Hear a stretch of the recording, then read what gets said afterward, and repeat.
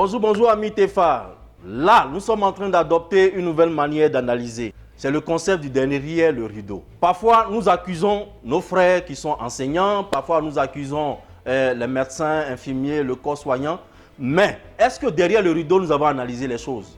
Voilà, donc aujourd'hui au TEFA, nous nous proposons de regarder, de faire le zoom sur la vie de ceux qui tiennent la vie des autres. Voilà.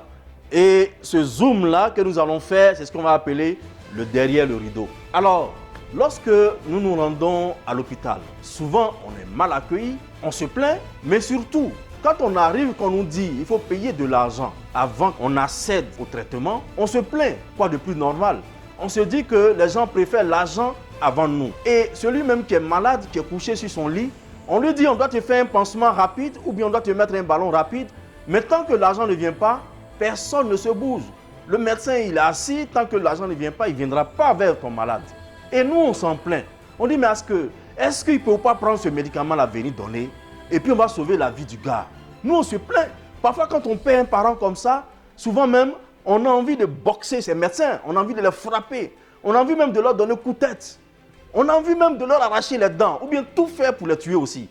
Mais, voyez-vous, chers frères, nous sommes dans un système qui nous appauvrit. Je vous invite à faire une excursion dans la vie de chacun.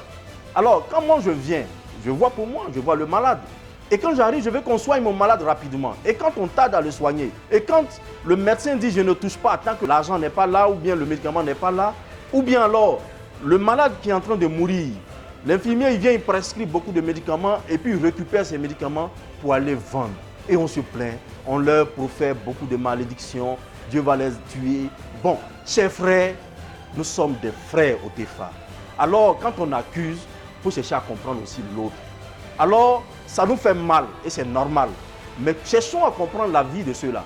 Le médecin, l'infirmier, l'aide-soignant, la sage-femme et même les garçons de salle. Est-ce qu'on a pris la peine de regarder leur salaire?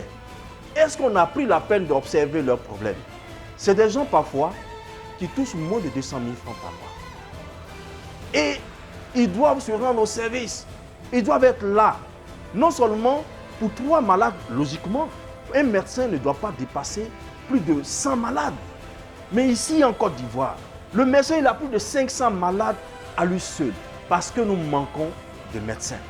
Donc le monsieur, il s'essouffle, il s'épuise. Et lui-même, il peut tomber aussi malade. C'est un être humain. Alors, il va faire la préférence parmi les malades. Il n'a pas le choix. Il est obligé de se traiter celui qui a son argent sur place, qui a payé son médicament. Il ne peut pas lui aussi aller prendre ces médicaments que l'État de Côte d'Ivoire vend au sein des CHU. Parce que ce n'est pas gratuit. Il ne peut pas aller prendre sur lui-même ces médicaments, venir traiter le malade. Alors, au lieu d'accuser celui que tu vois, accuse plutôt celui que tu ne vois pas, qui est derrière tout, qu'on appelle l'État. Parce que c'est l'État qui pose ces conditions d'acheter médicaments. C'est l'État qui pose ces conditions de un gant sort, il faut que l'argent rentre. C'est l'État qui emploie moins de médecins au point où le seul médecin là, il est médecin d'à peu près 500 000 personnes. Alors, on se plaint et nous avons raison, mais observons la vie de ses frères également. Regarde l'infirmier derrière le rideau. De l'infirmier que tu vois, il est en blanc, que tu admires, que tu aimes. Et que ce qui tu comptes pour avoir la vie, cet infirmier-là, il a des problèmes à la maison. Peut-être même en venant, il n'a rien laissé pour la popote. Il n'a rien laissé pour la nourriture chez lui. Peut-être même en venant, ses enfants doivent payer leur scolarité parce qu'aujourd'hui, c'est l'école privée, puisque le public a fait faillite. L'école publique a fait faillite.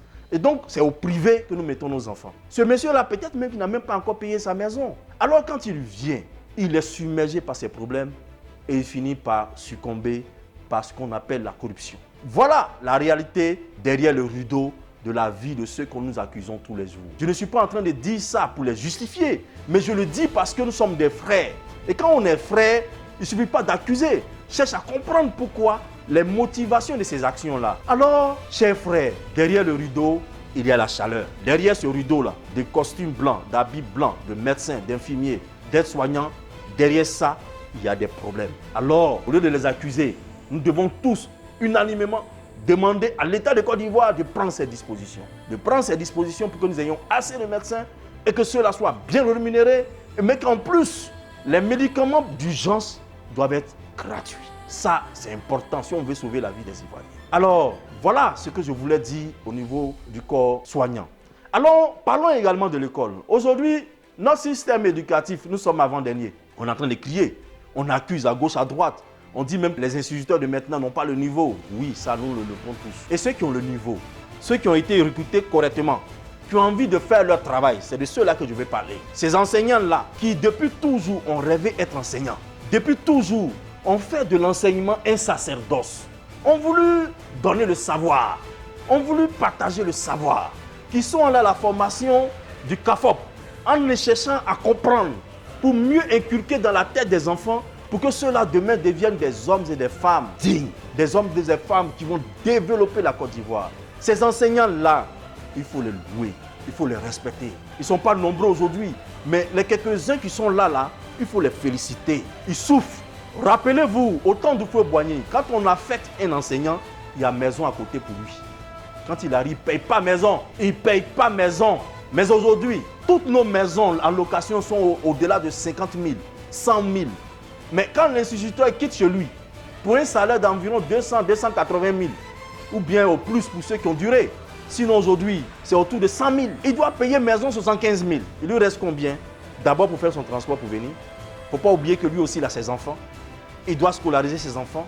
Il doit payer la santé des enfants. Il doit donner quelque chose à madame. Il doit payer la nourriture de chaque jour. Voyez-vous, chers Ivoiriens, derrière le rideau du bon enseignant qu'on souhaite, il y a la douleur, il y a la souffrance, il y a la misère. Il y a ce qu'on appelle le cri de cœur silencieux du corps enseignant qui crie pour le changement de sa situation. C'est ça la réalité des faits. Mais tous ces faits qui nécessitent un engagement financier supplémentaire de l'État, tous ces faits-là, nous pouvons trouver des solutions si et seulement si nous adoptons ce que nous on appelle la VNC. Voyez-vous, chers Ivoiriens, si nous appliquons la VNC uniquement au niveau du cacao et qu'on commence à transformer tout notre cacao sur place, tout le cacao de Côte d'Ivoire là, si nous décidons de les transformer sur place, nos 2 millions de cacao par an sur place, cela nous rapporte 24 000 milliards de francs CFA. Sur les 24 000 milliards là, si on a pris seulement 1 000 milliards pour aider le problème des enseignants, j'avoue qu'on aura l'enseignement le plus spectaculaire, le premier système éducatif de la sous-région. Et nous le pouvons. Nous le pouvons si nous appliquons la VNC. Et la VNC recommande non seulement de transformer le cacao, mais de transformer toutes nos matières premières. Toutes nos matières premières. Nos vivriers. Et là, je m'en vais te parler de l'Atiké. L'Atiké, là, c'est un mets spécial de la Côte d'Ivoire. Pourquoi ne pas installer des usines pour en faire une affaire d'État et transformer pour vendre dans le monde entier? Pourquoi ne pas le faire?